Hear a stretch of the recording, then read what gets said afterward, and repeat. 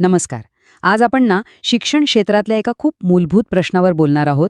हा विचार मोरंबा येथील शिक्षक देविदास भगवान पाटील यांच्या अनुभवातून आलेला आहे आणि तो आपल्या सगळ्यांच्याच भूमिकेशी जोडलेला आहे. चला याच्या मुळाशी जाऊया. ऐकायला किती सोपा वाटतोय ना हा प्रश्न. मूल स्वतः शिकतं की शिक्षक शिकवतात म्हणून ते शिकतं?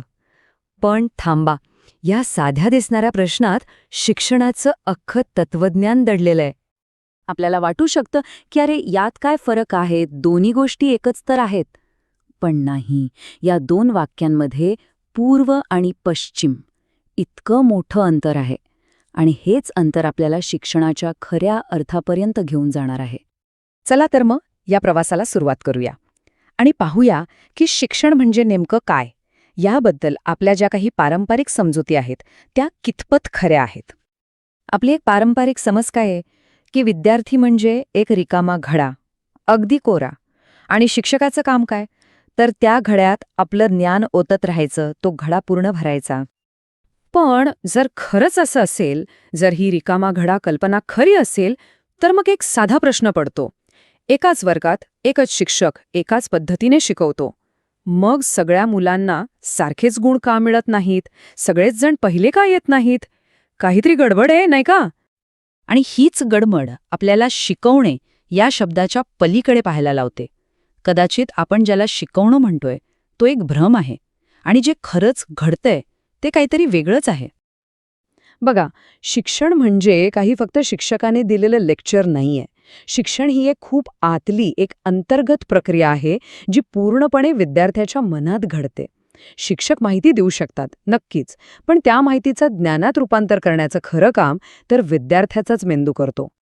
ही जुनी म्हण इथे अगदी चपखल बसते की घोड्याला पाण्यापर्यंत नेता येतं, पण त्याला पाणी पाजता येत नाही. जोपर्यंत विद्यार्थी स्वतः शिकायला तयार होत नाही, तोपर्यंत जगातला सगळ्यात भारी शिक्षक जरी आला तरी तो त्याला काहीच शिकवू शकत नाही, कारण ती शिकण्याची इच्छा आतून यावी लागते. मग जर शिकवणं ही प्रक्रिया नाही, तर मग खरी प्रक्रिया काय आहे? ह्याचं उत्तर दडलंय ह्या एका सुंदर संकल्पनेत. शिकणं ही एक नैसर्गिक उर्मी आहे, एक उपजत प्रेरणा. खरं तर प्रत्येक मूल जन्मतःच एक शास्त्रज्ञ असतं. त्याच्या मनात कुतूहलाचा एक अखंड झरा वाहत असतो. हे काय आहे, असं का झालं, तसं का नाही, हे प्रश्न म्हणजे काय, ही त्याची नैसर्गिक वृत्तीच आहे. एक साधं उदाहरण घेऊया जे आपल्या सगळ्यांच्या परिचयाचं आहे. लहान मूल चालायला किंवा बोलायला कसं शिकतं? आपण काय त्याला व्याकरणाचे क्लास लावतो का, किंवा चालण्याचे नियम फळ्यावर लिहून देतो का? अजिबात नाही. तरी ते शिकतं की नाही? हे घडतं कसं? फार काही क्लिष्ट नाहीये, फक्त 3 नैसर्गिक पायऱ्या आहेत. पहिलं, मूल आजूबाजूला बघतं, म्हणजे निरीक्षण करतं. दुसरं, ते मोठ्यांचं अनुकरण करतं, जसं ते करतात तसं करण्याचा प्रयत्न करतं. आणि तिसरं आणि सगळ्यात महत्त्वाचं, ते प्रयत्न करतं, चुकतं आणि त्या चुकांमधूनच शिकत जातं. ते लहान मूल पडतं, धडपडतं, पण पुन्हा उभं राहतं. त्याचं जे कुतूहल आहे ते त्याला शांत बसूच देत नाही. या सगळ्याचा एकच स्वच्छ, स्पष्ट अर्थ आहे: मुलं स्वतः शिकतात. ठीक आहे, इथे एक स्वाभाविक प्रश्न येतो. जर मुलं स्वतःच शिकतात, तर मग शिक्षकाची काय गरज? शाळा कशाला पाहिजेत? आणि इथेच आपल्याला शिक्षकाच्या भूमिकेकडे एका नव्या नजरेने पाहावं लागेल. शिकवणे आणि शिकण्याची प्रक्रिया सुलभ करणे यात जमीन आसमानाचा फरक आहे. म्हणजे फक्त माहिती देण्यावर लक्ष केंद्रित करण्याऐवजी शिकण्यासाठी एक पोषक, एक चांगलं वातावरण तयार करणं हे जास्त महत्त्वाचं आहे. यासाठी एक खूप सुंदर उपमा दिली जाते. अशी कल्पना करा की शिक्षक हा एका शेतकऱ्यासारखा आहे आणि विद्यार्थी ते म्हणजे एक छोटंसं बी. आता जरा विचार करा, शेतकरी काही बियाण्याला झाड बनवत नाही, ती क्षमता त्या बियाण्यातच असते, नाही का? शेतकरी काही रोपाला असं ओढून मोठं करत नाही. तो काय करतो? तो फक्त जमीन तयार करतो, त्याला वेळच्या वेळी पाणी देतो, आजूबाजूचं तण काढतो आणि त्या लहानग्या रोपाचं संरक्षण करतो. बस, शिक्षकाचं कामही अगदी असंच आहे.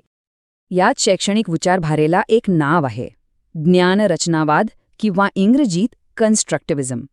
याचा सोपा अर्थ असा की ज्ञान ही काही देण्या-घेण्याची वस्तू नाही, तर ती निर्माण करण्याची एक प्रक्रिया आहे. विद्यार्थी स्वतःच्या अनुभवांमधनं आपलं ज्ञान तयार करत असतो. तर मग ह्या नवीन भूमिकेमध्ये शिक्षकाचं अंतिम ध्येय काय असावं ते म्हणजे मुलांच्या मनातली शिकण्याची ती नैसर्गिक आग प्रज्वलित करणं. हे वाक्य बघा. खरा शिक्षक तोच जो विद्यार्थ्याला इतकं सक्षम बनवतो की हळूहळू विद्यार्थ्याला त्याची गरजच भासत नाही. ज्या दिवशी विद्यार्थी स्वतःच्या पायावर उभा राहून स्वतःच्या बुद्धीने प्रश्न सोडवू लागतो त्या दिवशी खऱ्या अर्थाने शिक्षक यशस्वी होतो. आजच्या जगात माहितीला काही तोटा नाहीये. एका क्लिकवर गुगल सगळी माहिती समोर आणून ठेवतो. पण त्या माहितीचं शहाणपणात रूपांतर कसं करायचं हे फक्त एक शिक्षकच शिकवू शकतो. माहिती आणि शहाणपण यातला फरक तोच समजावून देतो. आणि शेवटी हे सुंदर रूपक तर सगळं काही सांगून जातं, पण ती स्वतःच्या तेलाने आणि वातीनेच जळते. आपलं काम फक्त एक काडी लावून ती ठिणगी टाकण्यापुरतं आहे.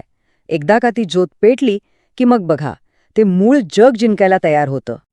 त्यामुळे आता शिक्षकाची मानसिकता मी शिकवतो अशी राहून चालणार नाही. ती बदलावीच लागेल आणि एका नवीन अधिक शक्तिशाली विचाराकडे जावं लागेल. आणि तो विचार आहे, मी मुलांना शिकते करतो. कारण जेव्हा शिक्षक शिकवत नाही तर मुलांना शिकण्यासाठी सक्षम करतो, त्यांना शिकतं करतो, तेव्हाच खरं शिक्षण घडतं. आणि हेच या सगळ्या विचारांचं सार आहे.